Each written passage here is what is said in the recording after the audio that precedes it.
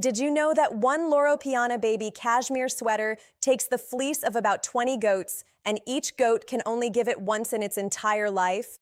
Cashmere isn't the goat's outer coat.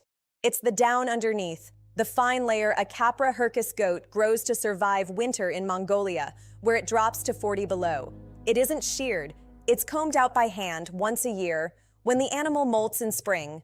An adult gives around 500 grams of raw fleece, and once the coarse hair is taken out, you're left with roughly half. Baby cashmere is different.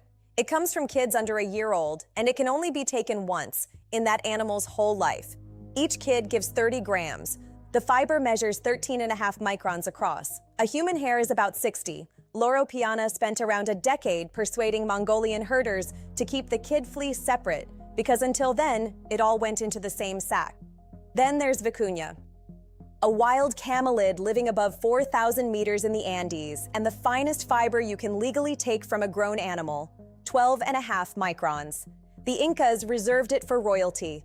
By 1969, poaching had cut the population to around 10,000. Peru's government and Andean communities brought it back over decades.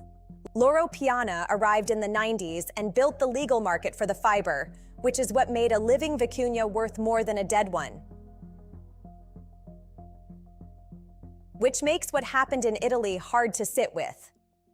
In 2025, a Milan court found Loro Piana had failed to check the workshop sewing its clothes, where people were working 90-hour weeks for €4 an hour. The order was lifted early in 2026. Nobody on Earth knew more about where the fiber came from. Nobody was checking where the garment was made.